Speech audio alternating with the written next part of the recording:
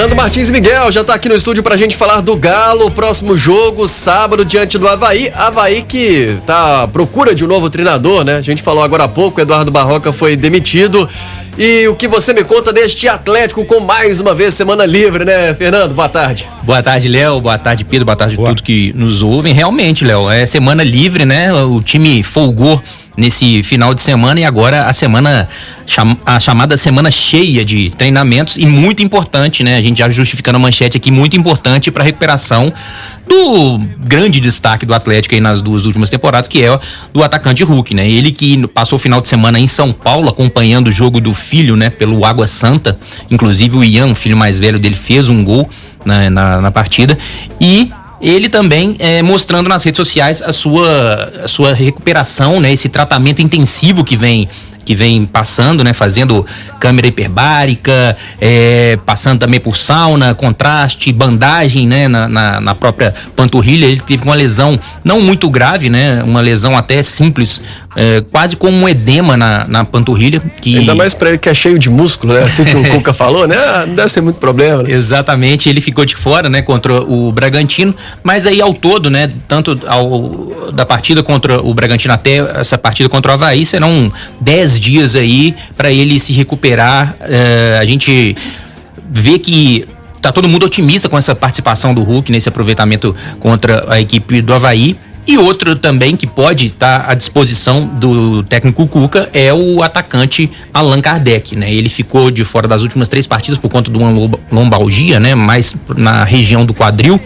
E aí também há uma expectativa também que ele possa estar de volta à disposição do treinador para o jogo de final de semana, né? E então, com isso, diminuir bastante aí essa lista, essa até extensa lista de machucados, né? Que o Atlético vem tendo. A gente, no final de semana, também pôde acompanhar pelas redes sociais do Arana, né? Esse início de fisioterapia para desinchar o joelho, né? O joelho esquerdo, ele que sofreu uma lesão gravíssima, multiligamentar na partida contra o Bragantino, né? Uma entrada bem imprudente aí do atacante Carlos Eduardo, que chegou até a pedir desculpas também, né? Nas redes sociais pro Arana que não joga mais essa temporada. E a expectativa, né? A gente conversando aí com alguns especialistas, o Atlético não fala prazo de retorno, mas a expectativa é que de 10 a 12 meses, né, pro Arana voltar. É uma lesão mais grave do que aquelas de ligamento cruzado, né? Que já é uma lesão bem considerável, né? Que leva tempo e tal. Exatamente. Então, assim, de desinchar o joelho, tem que desinchar o joelho para depois fazer a cirurgia. Exatamente. Por isso que até então a cirurgia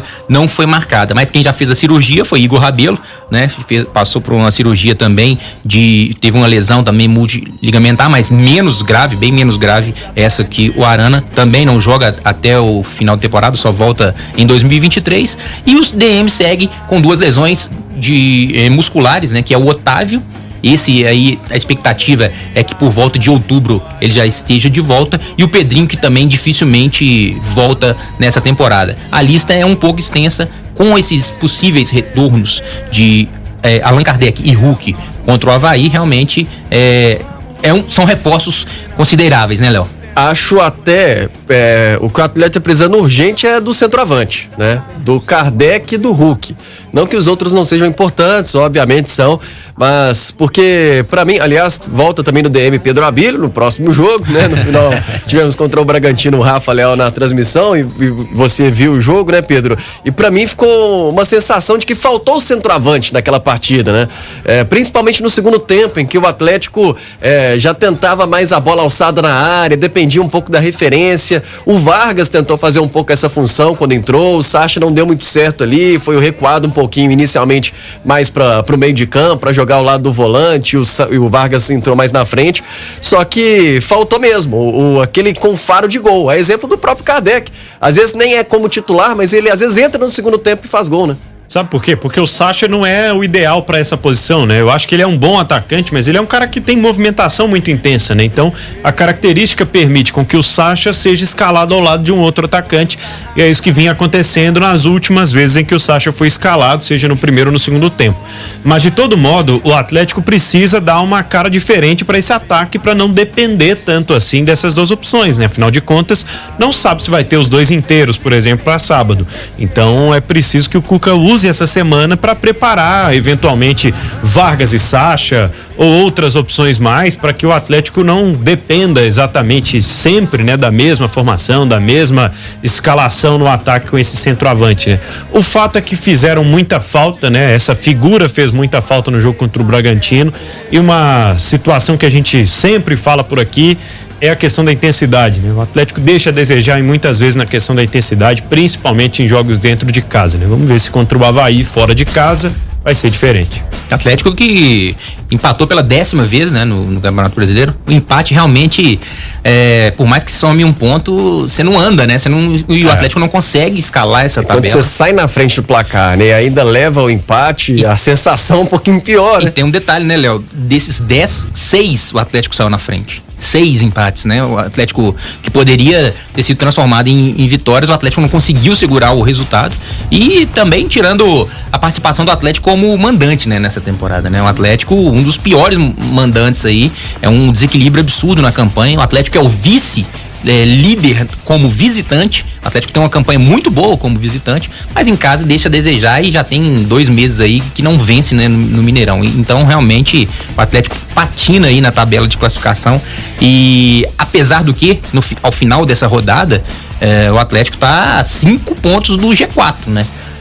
Já esteve a 7, né? Então o Atlético, pelo menos dos males o menor. As chances ainda são de 33,1%, né, segundo o Departamento de Matemática da UFMG, de figurar na Libertadores do ano que vem. Seja na fase de grupos ou seja na fase, como a gente diz, preliminar, né? Mas o fato é que dos males o menor, essa rodada não foi tão desastrosa, por mais que o Atlético tenha empatado dentro de casa contra o Bragantino. E aí é bom dizer, né, Pedro, que nesses 33,3, outro dia o Jussiano Costa, que esteve aqui, ele explicou que para essa conta, para ele é o G4, né? E dos 33 para figurar na fase de grupos. E aí há a possibilidade de se abrir o G6 ainda também para uma fase de grupos, né? O G6 ele já existe, né? Para as vagas que vão para pré. Ele pode virar um G8, né? A tendência no cenário é que vire G8, né? Com o Flamengo, o Atlético Paranaense sendo campeão da Libertadores, e tem a Copa do Brasil aí, que o Flamengo também tá nesse envio, e o Fluminense também, né? Em vias de ser campeão também. Então um G6 que pode virar G8, claro. O Atlético com G8 cresce muito a possibilidade. Aí o Atlético não vai reclamar se virar G8, né? Até o América aí pode entrar no bolo. Então, voltando, né, com relação ao time, é a chance também pro Dodô, né, Léo? Hoje o Dodô foi escolhido, né, para dar a entrevista coletiva, então é sinal de que ele voltará a ser titular da lateral esquerda. Ele que estava concorrendo ali com o Rubens vinha atuando também quando o Arana não podia jogar. O Rubens também, que é meia, mas faz ali a lateral esquerda, fez muito bem também, mas agora chegou a chance do Dodô, né, retomar ali aquela condição de substituto imediato. Ele que vai ter agora a maior sequência, tudo leva a crer, né, não só vai depender dele, exatamente, né? Não ocorra nada de errado, a maior sequência com a camisa do Atlético, né? Ele teve a maior sequência ano passado, 8 jogos, quando o Arana estava entregue à seleção olímpica. Ele teve 8 jogos de junho, julho e agosto. Ele inclusive enfrentou o Boca 2 vezes, né, na Copa Libertadores, enfrentou o Bahia 2 vezes na Copa do Brasil e fez alguns jogos pelo Brasileiro. Foram 8 jogos. Agora são 12 jogos para terminar o Campeonato Brasileiro. Tudo leva a crer que o Dodô vai ter, enfim, a sua maior sequência com a camisa do Atlético. E a grande chance também, até acredito, pro próximo ano, né? Porque a gente fala que de uma Arana colocando por baixo uns 10 meses, então o Atlético vai iniciar a temporada de 2023, talvez até estreia na sua nova casa, sem o seu lateral esquerdo titular.